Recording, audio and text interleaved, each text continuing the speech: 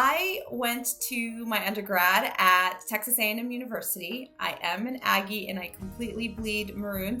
I then went to law school at South Texas College of Law in Houston, Texas, and I practiced tax and corporate law for a few years before going back to South Texas to manage and lead the Career Services and Development Office for a while. So I've got experience with law school admissions, internships, career trajectory, and common questions and concerns that students have when coming into law school and going through their law school journey, and I'm happy to help with that.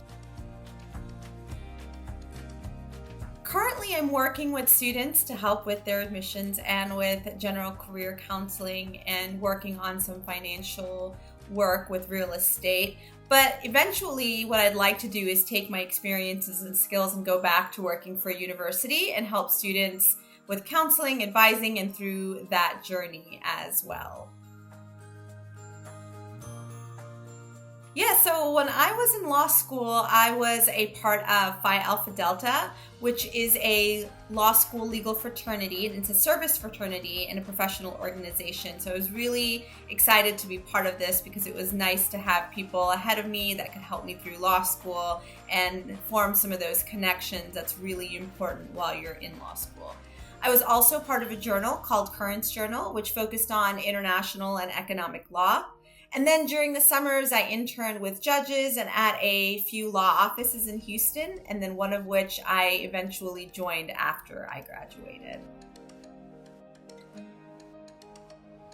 There are quite a few key successes, but I think the biggest success or the biggest key for me in law school in general would have been to be organized and consistent with whatever I was doing. So what that basically means is making sure that you're keeping up with regular outlining, calendar management is hugely beneficial, exam prep. All of these will help you from burning out and then feeling overwhelmed. Other successes that I think are important are really focusing on developing strong legal research and writing skills. It's important to understand legal writing and the process behind it because you're going to use it in your thought process, you're going to use it in your exams and throughout your career. The next would be to stay involved, get engaged with a lot of the resources at your school, get in touch with your professors, understanding what they like and what they want in class because they're the ones in charge of your grades. Talk to your career advisors and other resources and law professionals that are at your school and take advantage of those resources because there's so many helpful ones and a lot of students don't take advantage. So this basically gives you the opportunity to get through law school with a lot of hacks that you may not have realized or know exist. I think what sets me apart is that I have been in the law school environment for several years and really understand the process of getting in and what's helpful while you attend. I spoke to students pretty regularly, and so I understand what their concerns are, how they found success, what worked and what didn't. So I think having this unique perspective is a great advantage because I can give options and ideas early on, giving you the opportunity to tackle some of those obstacles, or in the very least, give you an idea of how to tackle some of these obstacles and what I found to be successful or what other students found to be helpful when they're challenged early on or throughout that process. I'm a great listener.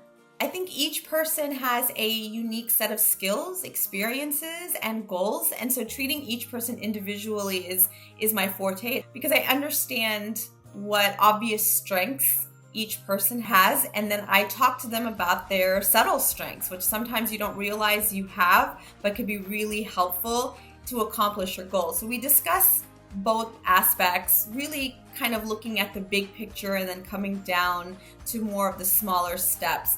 And hopefully that gets you through that journey a little bit easier and a little bit less overwhelming for you. I'm passionate about helping students because I'm self-taught and it was a difficult journey, but I would have loved to have someone in my corner to really bounce back ideas, talk through certain challenges, give me a head start on what to expect, or give me some helpful resources to guide me in the right direction. And so I know that there is a lot of challenges and concerns, and sometimes having that sounding board could be really helpful. So because I went through a lot of these challenges that you are going to be going through, or some of the concerns and hesitations that you might have, I can speak about them and I can really break them down step by step to help each student get through the hurdles. And so I'm really passionate about that because I want to be a resource that I never had, and I'm hoping that that can be beneficial to you.